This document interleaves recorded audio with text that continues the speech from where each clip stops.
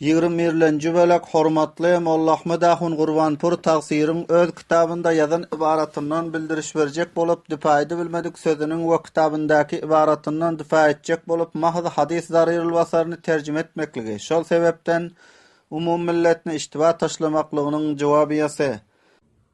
Mufti Nadirlajan, sen fiqhi gören bolsaň, bir muwaffakyzady okan bolsaň, salatul hajat diýen bir namaz bar şu fiqhin içinde.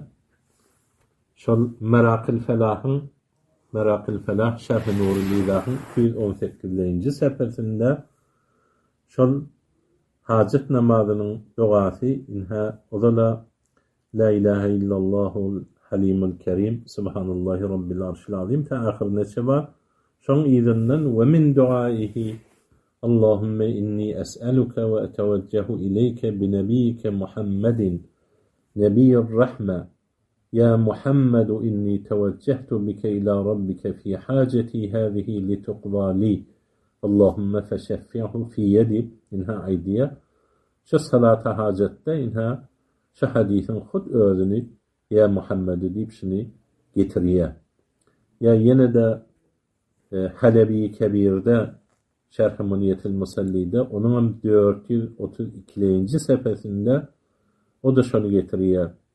An Osman bin Hanif deyip şu hadisi zariyel basar getirip Allahümme inni es'aluke ve eteveccehu ileyke bi nebiyyike Muhammedin nebiyyir rahme sallallahu aleyhi ve sellem ya Muhammedu inni eteveccehu bike ila rabbi fi haceti hâzihi lituqla li Allahümme feşeffi'hu fiyya. Yine şu da Halebi Kebir'de o da namaz varasında yine ulamaların himmetinde var. Ya şu haşiye Tahtavi'de Merakil Felah'ın haşiyesinde ve lehu eyle hadisi zarir turukun kethira kâlet Tabarani ba'de zikru turukihi vel hadis sahih. Şu hadisi sahih deyip de aydiye. Ya Allame İbn-i Nuceym Hanefi Behr-i Rayiq'da namaz-ı hacetın Şerh-i Muniyetil Musalli'daki formasını tayid edip aydiye ve minel mendubati salatul hace ve hiye rek'atan kema zekerehu fi Şerh-i Muniyetil Musalli deyip Behr-i Rayiq'ın 2-nji cildi 96-njy sepetinde.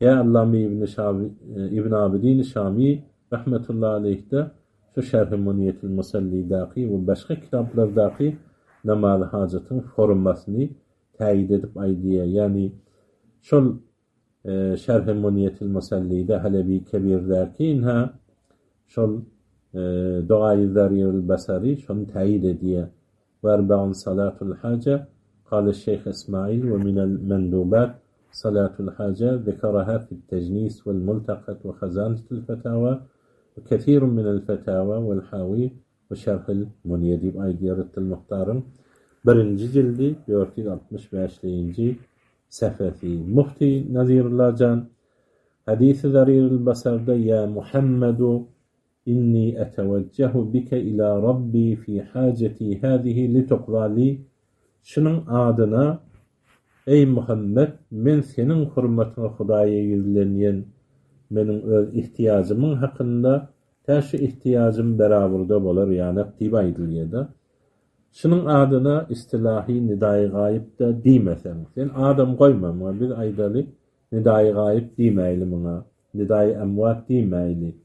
Yine şu salata hajatda şu dogany etsen we okuysan sen gayib peýgamberi çagyrýarsyň. We hajatyň rewa bolmagy üçin istimdad edýärsiň. Hala adyna näme goýsan goý. Ya adyna hiç zat goýma. Weli amel yine istimdaddyr.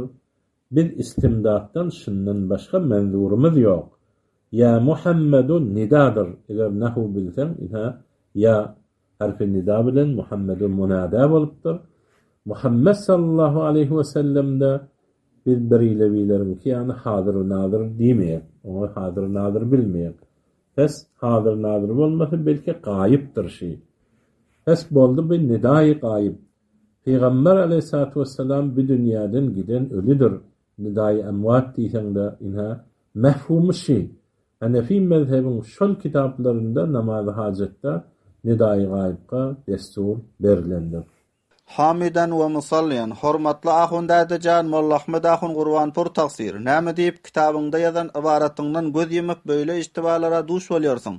Özüň aýdypdyň Qur'an we hadisden mesele çykarmak seniň we meniň işim däl diýip.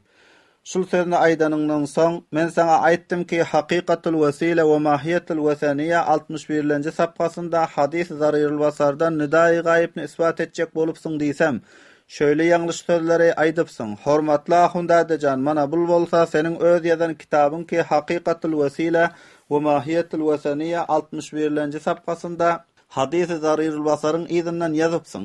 Emma awwal hadis zarirul basaryň ibaratyny okyp we terjime edip soňra ahundadymyzyň eden istinbaty şahsiýetini beýan ederiz. İnşaallahu taala.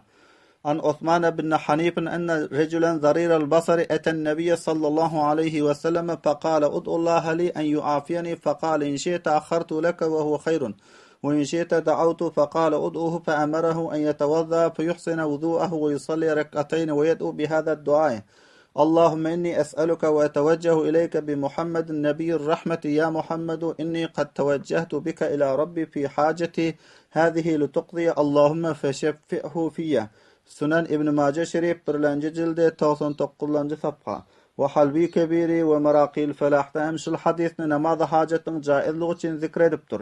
We Tirmizi şerifde hem we başga köp hadis kitaplarda namaz hajatyň jaizligi üçin zikr bolupdyr. Hazrat Osman ibn Hanif radıyallahu anhudan rivayet bolupdyr. Bir kör adam Peygamber aleyhissalam ýanyna geldi we aýtdy, maňa dua et, täki Hudawynd mutal maňa şifa bersin. Ol Hazrat sallallahu aleyhi ve sellem aýtdy, eger hallasaň goýan sen üçin şol ýagşydyr. We eger hallasaň dua eden, bes aýtdy ol kör adam dua etdi. Bes emretdi ol Hazrat sallallahu aleyhi ve sellem oňa täret etmeklige, bes ýagşy täret etse we 2 rekat namaz okysa we dua etse şol duany. Ey Allah, bişek men dilýäryn senden we ýüzlenýän saňa öz peýgamberiň tufaýly bilen Nebi rahmet. Ey Muhammed sallallahu aleyhi ve sellem, bişek men tahqiq ýüzlenýän seniň bilen öz Hudaýymga meniň şul hajatymda täki purra edilse. Ey Allah, bes Peýgamber aleyhissalamyň şefaatini men hakda kabul et. Binaen hormatly ahundadymyz Molla Ahmed Ahun Gurbanpur taksir şul mezkura hadisden istinbat şahsy edip öz kitabynda ýazyp durmany eşdiň. Teveccüh fermayet der hadisi pawk hem vesile cüstan ba Peýgamber ekrem est we hem nidai gaýb. Çün an şahs nabina ez pişe Peýgamber rafta an namaz we duara enjam dadas. Çün der rivayet mezkur paada we qad absara. Yani an merd nabina bergeşt der hali ki binayı khutra badi yafta bud. Pes vesile joyi der huzur Peýgamber nebut we an nabina der rivayet pawk gufta ya Muhammedu in hem der huzur Peýgamber nebut. Belki der gaybet Peýgamber buda we nidai gaýb est. Çira imroza eger nidai gaýby surat giret we şahsy goýat ya Rasulullah we ya Şeyh Bahaüddin kıyamet bersir iddaý berpamy şewat. Haqiqatul wasila we mahiyatul wasaniya 61-nji sapga. Hormatly ahunda da mana şul seniň öz ýazan ibaratyň gaýypny çağırmak isbat etjek bolupsyň. We aýdypsyň ki şul günlerde nidai gaýyp surat alsa we gaýsy bir aýtsa ya Rasulullah we ya Şeyh Bahaüddin diýip çağırsa kançalaryň başyna kıyamet berpa bolýar diýip. Şol ibaratyň başynda aýdypsyň ki şol hadisde Peýgamber aleyhissalatu vesselam bilen wesile etmek bar we hem nidai gaýyp. Birlenji jogaby ýa-da aýdypdyň hadisden mesele çykarmak seniň we meniň işim däl diýip. Bu bul taýda hadis zarirul basardan nidai gaýypny isbat etjek bolup dursun. Kur'an we sünnetten delil getirmek senin meniň işim däldir. Muftijan. Bu ikinciden hem hadisden Kur'an'dan mesele çıkarmak müçtehidin işidir. Ol belki müçtehidin işidir. Kur'an ve sünnet müçtehide delildir. Bir de delil müçtehidin şolardan çıkaran fikhi kavullarıdır. Hormatly ahundada sen İmam Azam Ebu Hanife rahimahullah'dan hem ökte fakih ve müçtehid mi? Hazreti İmam Azam Ebu Hanife rahimahullah şol hadis zarirul basardan nidai gaýb meseleni istinbat etmendir. Ya sen Hazreti İmam Azam Ebu Hanife rahimahullah'a muqallit dälmi? Ya hadisten mesele çıkarmakta Hazreti İmam Azam Ebu Hanife'den hem ökte fakih ve müçtehid boldunmy? Hadis zarirul basarını terkibi nehwi edip ya Muhammedu'da ya harfini da Muhammedu munada deyip nidai gaýb dürüst deyip milletin gözüne toprak urup dursun. Qaysy müjtehit terkibi nahwi edip mesele çıkarypdyr. Hadisden bar tahqiq ilmiň şylmy, äpsus senin halyňa özüňe Allama takdyryp Hazrat İmam Azamyň bejermedik işini we Hazrat İmam Azamyň kowul etmedik zatyny Allah Taala'dan gorkman hadisden mesele çıkaryp dursun. Müjtehit bolmandyryp ya öz gumany fasydyňa binaen müjtehit boldyňmy? Weýne hem hormatly ahundadymyz Molla Ahmed Ahun Gurbanpur tagsirler öz kitabyndaky ady öňde geçdi. Ya Rasulullah diýip ya Şeyh Bahauddin diýip çagyrmakny dürüst diýip ýazypdyr. Ve halanki öz muhakkik, mudakkik Hanefi alimlerimiz ona haram diýip ýazypdyr.